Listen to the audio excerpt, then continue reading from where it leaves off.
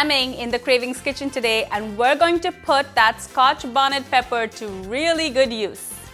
You can't make a Caribbean jerk recipe without one hell of a jerk sauce, and you're in luck because today I have found the perfect recipe. Hi everyone, I'm Karen Ahmed, and this recipe came from my good friend Mary Rockto.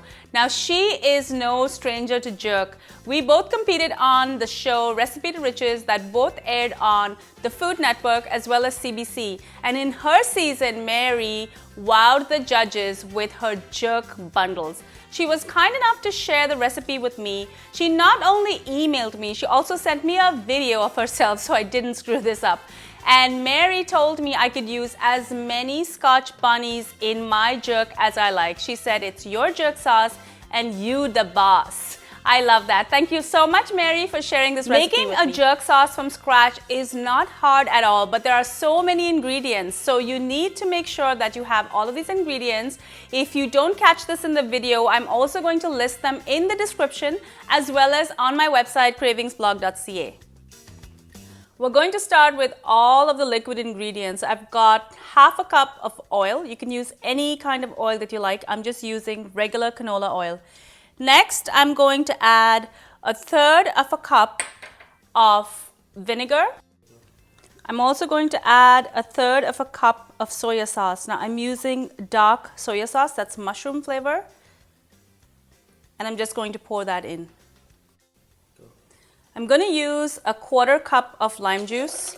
As you can see, the limes are different sizes all over the world. So use as many limes as you need to get 1/4 cup of this delicious juice. I'm also going to add half a cup of sweet orange juice.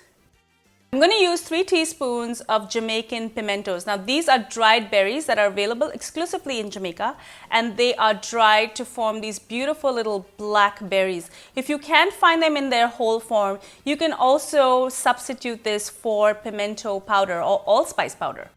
I'm going to follow that with 1 tablespoon of black pepper,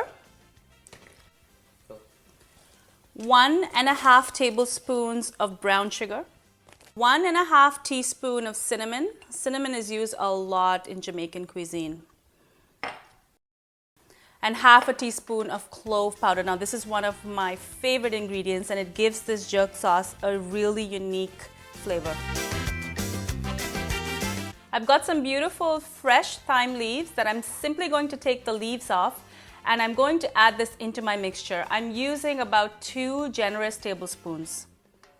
Next, I'm going to add some spring onions. I've cut 3 spring onions, and this is roughly 1/3 of a cup. I'm also going to add 2 tablespoons of ginger. I've chopped this up really fine so that it's easy for me to puree together with the rest of the ingredients. I've got 1 cup of chopped onion. I'm using red onion, but you can use white onion or regular onion if you prefer.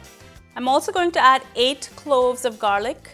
Now this is about half a cup, and I've just cut the garlic up so that it's easy to puree with the rest of the mixture. I'm also going to add 1 teaspoon of coriander powder.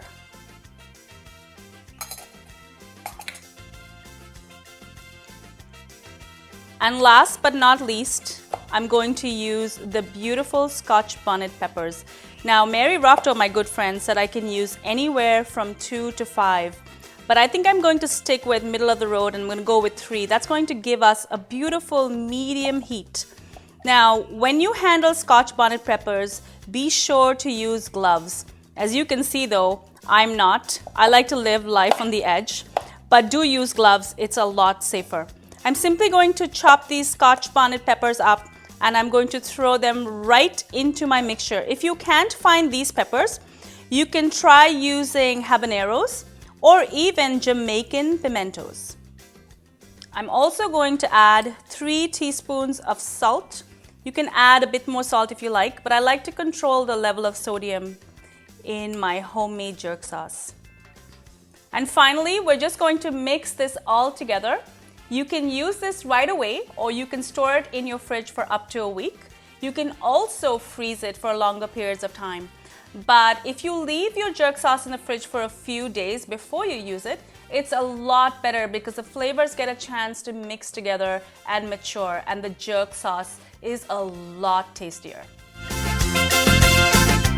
This jerk sauce is good for 4 pounds of chicken, whether you use wings or chicken thighs or chicken drumsticks or even chicken breasts. I'm going to start to prep my chicken. I've got 4 pounds of chicken drumsticks and I'm going to take the skin off. Now look how easy this is to do. All you need is a piece of kitchen towel or paper towel, and I'm simply going to grab the skin and tug, and it's going to come right off. I'm going to make sure to wash my chicken. Now make sure to sterilize all the surface areas when you're working with chicken. And after I've washed my chicken, I'm going to make little gashes in it. Now this is going to help the marinade seep right into the chicken. I'm going to put my chicken in a bowl, cover it with all of that delicious jerk sauce, and I'm going to add a little extra thyme just for color. I'm going to mix my marinade with the chicken, and the longer you let it marinate, the better. Usually I will leave this overnight, but at least marinate your chicken for 1 to 2 hours. The moment of truth has arrived. It's time to get these delicious jammin' jerk chicken onto my hot barbecue. I'm going to cook the chicken till it's well done, and then we're going to tuck in and enjoy it. Thank you, Mary Rockto, so much for sharing your recipe with me and with everybody that's watching this video today. Please do leave me a comment below. I would love to hear from you. Subscribe to my channel, and I will see you next time. Until then, peace out.